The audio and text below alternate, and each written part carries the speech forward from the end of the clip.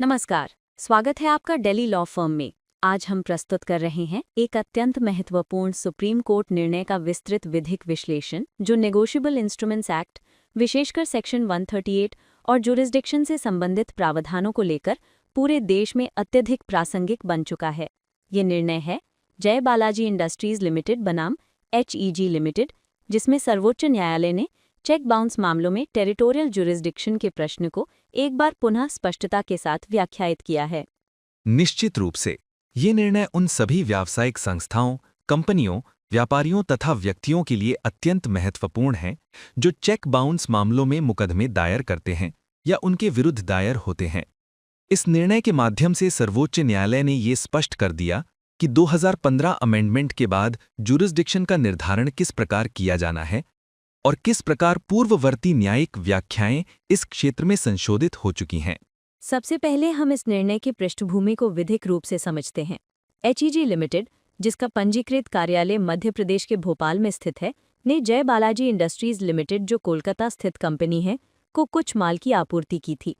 इसके बदले में लगभग 20 लाख रुपए का भुगतान चेक के माध्यम से किए जाने के लिए आरोपी कंपनी ने एक चेक जारी किया। ये चेक कोलकाता की बैंक शाखा से जारी हुआ था, परंतु इसे HEG लिमिटेड द्वारा उनकी भोपाल स्थित स्टेट बैंक ऑफ इंडिया शाखा में जमा किया गया। चेक जमा होने के उपरांत अगले ही दिवस बैंक ने इसे फंड्स इनसफिशिएंट की टिप्पणी के साथ लौटा दिया। इस प्रकार नेगोशिएबल इंस्ट्रूमेंट्स एक्ट के तहत आवश्यक विधिक प्रक्रिया प्रारंभ हुई। HEG लिमिटेड ने कानून के अनुसार आरोपियों को विधिक नोटिस भेजा। चूंकि भुगतान नहीं किया गया, HEG लिमिटेड ने 2014 में कोलकाता की मजिस्ट्रेट अदालत में कंप्लेंट दायर की। क्योंकि उस समय लागू कानून दशरथ राठौड़ का निर्णय जुरिस्डिक्शन को ड्रॉयर के बैंक की स्थिति से जोड़कर देखता था। यहाँ से घटनाक्रम में एक महत्वपूर्ण परिवर्तन आया। 2015 में संसद ने नेगोशिएबल इंस्ट्रूमेंट्स एक्ट में संशोधन किया, विशेषकर सेक्शन 142(2) और एक्सप्लेनेशन का समावेशन। इस संशोधन ने जुरिस्डिक्शन को कंप्लेनेंट सेंट्रिक बना दिया। अब कंप्लेंट वहीं दायर होगी जहां पेई अर्थात शिकायतकर्ता का बैंक खाता स्थित है। यही कारण था कि HEG लिमिटेड ने कोलकाता अदालत में लंबित कंप्लेंट को वापस लेकर भोपाल में एक नई कंप्लेंट दायर की। इसके पश्चात जय बालाजी इंडस्ट्रीज लिमिटेड ने इस नई भोपाल कंप्लेंट को चुनौती दी तथा कहा कि कोलकाता में कार्यवाही काफी आगे बढ़ चुकी थी, इसलिए कंप्लेंट बदलना विधि सम्मत नहीं है। साथ ही उन्होंने ये भी तर्क दिया कि 2015 अमेंडमेंट पूर्वव्यापी रूप से लागू नहीं होना चाहिए और जुरिस्डिक्शन को वो स्थान निर्धारित करना चाहिए जहां ड्रॉअर का बैंक चेक को डिसऑनर करता है। ये विवाद अंततः सर्वोच्च न्यायालय की दहलीज तक पहुंचा। सर्वोच्च न्यायालय के समक्ष दो प्रमुख प्रश्न थे। पहला, क्या 2015 अमेंडमेंट द्वारा प्रदत्त अधिनियम का प्रावधान इस मामले में लागू होगा और क्या संबंधित कंप्लेंट भोपाल में विधि सम्मत रूप से दायर की गई है। दूसरा, क्या इस कंप्लेंट को कोलकाता में स्थानांतरित करने का कोई विधिक आधार बनता है।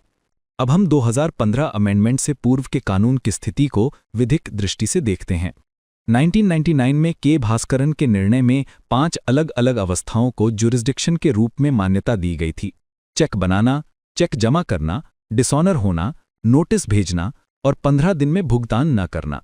इस विस्तृत अधिकार क्षेत्र के कारण कंप्लेनेंट को जहां सुविधा होती थी वहां कंप्लेंट दायर की जाती थी। उसके पश्चात हर्मन इलेक्ट्रॉनिक्स 2009 का फैसला आया, जिसने ये स्पष्ट किया कि मात्र नोटिस भेजने से जुरिस्डिक्शन उत्पन्न नहीं होती, बल्कि नोटिस का अक्यूज्ड को मिलना महत्वपूर्ण है। इसके उपरांत 2014 में दशरथ राठौड़ का ऐतिहासिक निर्णय आया, जिसने स्पष्ट कर दिया कि चेक बाउंस का ऑफेंस केवल वही माना जाएगा जहां ड्रॉअर का बैंक चेक को डिसऑनर करता है। इस निर्णय के कारण कंप्लेनेंट को अक्यूज्ड के शहर जाकर कंप्लेंट दायर करनी पड़ती थी, जिससे काफी व्यावहारिक कठिनाइयां उत्पन्न हुईं। इन्हीं जटिलताओं और असुविधाओं को समाप्त करने के उद्देश्य से संसद ने नेगोशिएबल इंस्ट्रूमेंट्स अमेंडमेंट एक्ट 2015 पारित किया। ये अमेंडमेंट अत्यंत विस्तृत एवं स्पष्ट है। सेक्शन 142(2)(a) के अनुसार यदि चेक कलेक्शन के लिए जमा किया गया है तो कंप्लेंट उसी स्थान पर दायर होगी जहां पेई का बैंक खाता स्थित है। एक्सप्लेनेशन ये और भी स्पष्ट कर देता है कि भले ही चेक बैंक की किसी अन्य शाखा में जमा किया गया हो, इसे पेई की होम ब्रांच में जमा माना जाएगा। सर्वोच्च न्यायालय ने इस प्रावधान की व्यापक व्याख्या करते हुए कहा कि ये अमेंडमेंट कंप्लेनेंट की सुविधा के लिए है तथा इससे देश भर में एकरूपता बनी रहती है। अब जुरिस्डिक्शन का निर्धारण केवल एक आधार पर होता है, पेई का बैंक। डिसऑनर स्थान अब जुरिस्डिक्शन का निर्धारण का मापदंड नहीं है। ये व्याख्या व्यावसायिक हितों और न्यायिक कुशलता दोनों के अनुरूप है। सुप्रीम कोर्ट ने ये भी माना कि पुराने कोलकाता कंप्लेंट की कोई प्रासंगिकता नहीं है, क्योंकि वो कंप्लेंट वापस ले ली गई थी। नया मुकदमा स्वतंत्र है और इसे लागू नए कानून के अनुसार ही देखा जाएगा। इसलिए ये तर्क कि पहले एविडेंस रिकॉर्ड हो चुका था, विधिक रूप से टिकाऊ नहीं था। कोर्ट ने ये माना कि प्रत्येक कंप्लेंट अपनी स्वतंत्र पहचान रखती है। अब बात करते हैं अंतिम निर्णय की। सर्वोच्च न्यायालय ने स्पष्ट रूप से कहा कि भोपाल न्यायालय के पास ही टेरिटोरियल जुरिस्डिक्शन है। ये जुरिस्डिक्शन नया कानून सेक्शन 142(2) के आधार पर निर्धारित होता है। इसलिए इस मामले में अदालत ने कहा कि कंप्लेंट को स्थानांतरित करने का कोई कारण नहीं है। ट्रांसफर पिटीशन को अस्वीकार कर दिया गया। ये निर्णय न केवल HEG लिमिटेड बनाम जय बालाजी इंडस्ट्रीज के मामले में मार्गदर्शक सिद्ध हुआ, बल्कि पूरे देश के लिए एक मिसाल बन गया। अब चेक बाउंस कंप्लेंट दायर करने के लिए कंप्लेनेंट को अपने बैंक की स्थिति से बाहर नहीं जाना पड़ेगा। इससे न्याय प्रणाली में समय, श्रम और संसाधनों की बचत होती है। व्यावसायिक विवादों में ये स्पष्टता अत्यंत उपयोगी है।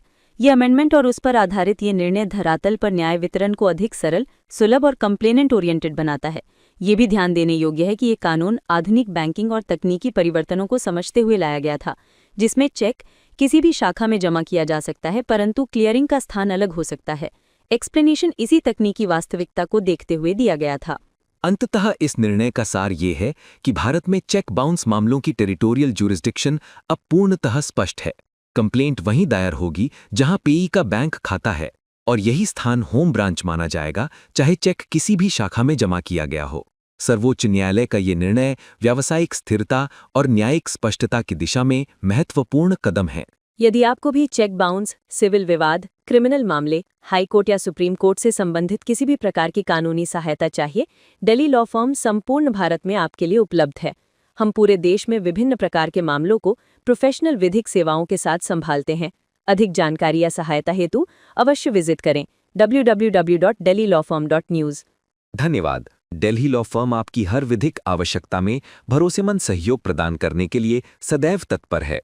अगले सत्र में हम एक और महत्वपूर्ण कानूनी विषय पर विस्तृत जानकारी लेकर उपस्थित होंगे।